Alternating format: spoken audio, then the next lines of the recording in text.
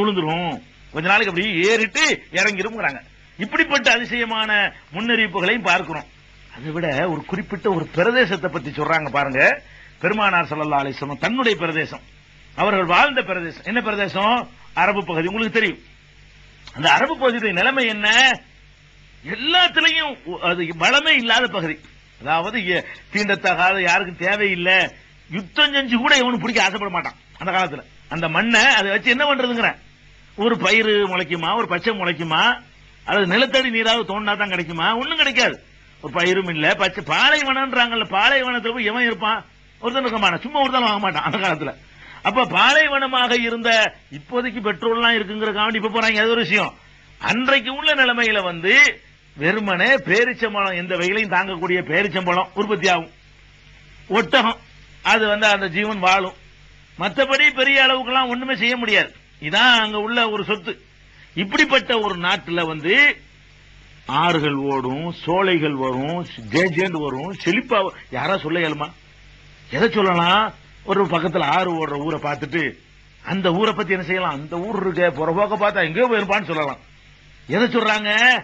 ஆறும் கிடையாது, அங்க ஏரியும் கிடையாது, குளமும் கிடையாது, குட்டையும் கிடையாது, மரஞ்செடி கொடிகளும் கிடையாது, சோலைகளும் கிடையாது, நிலத்தடியில நீரும் கிடையாது, வெயிலும் தாங்கல, மண்டையை வெடிக்கும். அந்த மாதிரியான ஊர்ல உட்கார்ந்துகிட்டு இது ரொம்ப ரொம்ப செழிப்பா ஆகும், ரொம்ப பசுமையா மாறும் யாராவது சொல்ல இயலுமா? கற்பனை கூட செய்ய முடியாது. இந்த மாதிரி அந்த அரபு பிரதேசம் அப்படி வரும்னு சொல்ல முடியாது. எந்த அளவுக்கு அவங்களுடைய நிலைமை இருந்துச்சுன்னு சொன்னா, பெருமானார் ஸல்லல்லாஹு அலைஹி வஸல்லம் அவர்கள் இந்த கையில தண்ணி எடுக்கிறோம்ல, இது எவ்வளவு இருக்கும்? இதுல ஒழு செஞ்சு முடிச்சிருவாங்களாம். உங்களுக்கு முடியுமா? இதுல எவ்வளவு தண்ணி இருக்கு? இதுல ஒழு செஞ்சு முடிச்சிருவாங்கன்னா தண்ணிக்கு எவ்வளவு தட்டுப்பான்னு பாருங்க. இவ்வளவுதான். இது மாதிரி 4 தடவை அள்ளி போடுறீங்க, அது எவ்வளவு இருக்கு? அதுல குளிப்பாங்களாம். அந்த காலத்து தடவி அழுக்கெல்லாம் போடுறது, தடவிக்கிட்டு ஊத்தி விட வேண்டியது. அதான் அழுக்கு போகலாமே தவிர இந்த உஷ்ணம் போக்குறது குளிக்கிறோமா, நம்ம திறந்து விட்டுக்கிட்டு ஒரு டேங்க் காலி ஆக்குறோமே, அது முடியாதுங்க. அங்க என்ன நடக்கும்? 4 கையில அள்ளி வச்சு அதுல அழுக்கு வாசம், கெட்ட வாசம் எல்லாம் போக்குறது, அதுக்கு தான் குளிப்பாங்க. அதான் முடியும். அந்த காலத்துல அதுதான் சாத்தியப்படும். அந்த மண்ணுல அன்னைக்கு உள்ள சூழ்நிலையில இந்த மாதிரி போரிங்கி கீரிங்கெல்லாம் இல்லாத காலத்துல நிலத்தடி போட்டு 200 அடி 500 அடி போட்டு கூட தூக்குறதுக்கு அந்த சாமான்லாம் கிடையாது.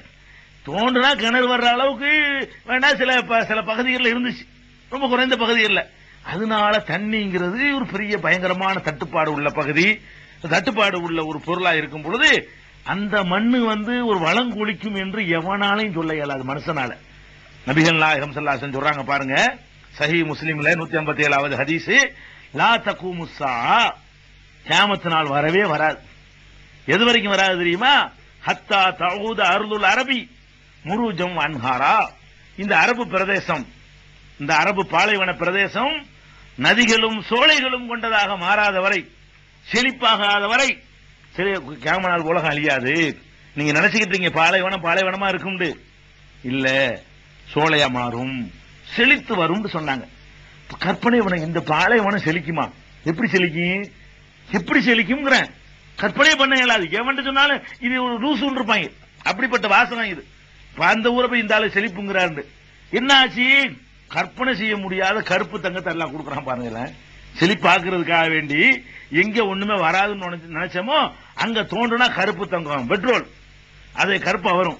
அதை எடுத்து அதை பில்டர் பண்ணி பெட்ரோலு, டீசலு, மண்ணெண்ணெய், தாரு, பல வகையான பொருள்களை உலக குருடாயில எல்லாம் உலகத்துக்கு ஏற்றுமதி பண்ணி இன்னைக்கு என்னாச்சு? எல்லாம் ஆடு மேய்க்கிறவன்லாம் 2 கார் வச்சுக்கிறான்.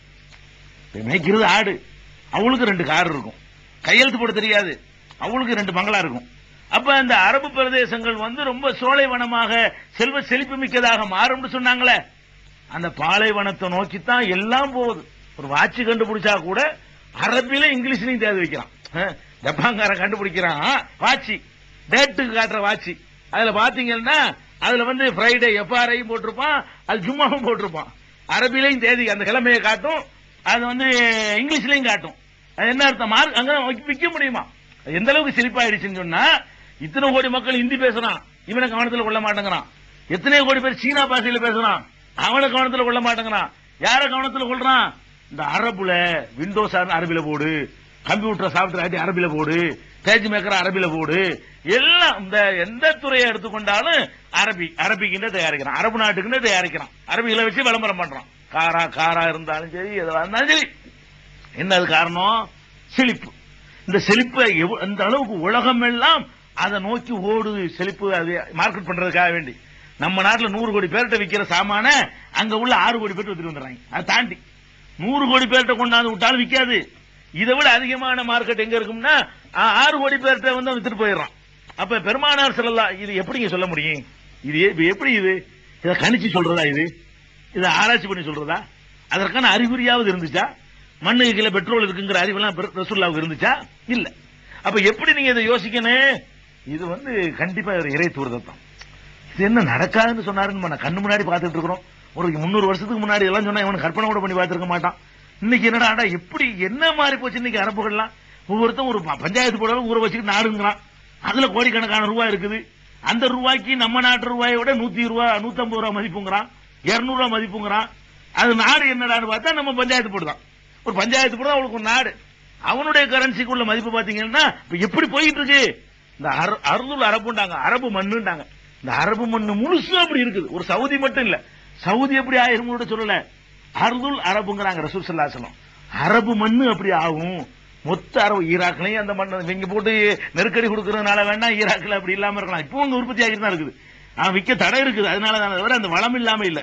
அப்ப அரபு மண்ணில் எடுத்துக்கொண்டீர்களே ஆனால் அந்த அளவுக்கு செல்வம் செழிப்பாகிவிடும் என்று பெருமானார் ஸல்லல்லாஹு அலைஹி வஸல்லம் சொன்னாங்களே.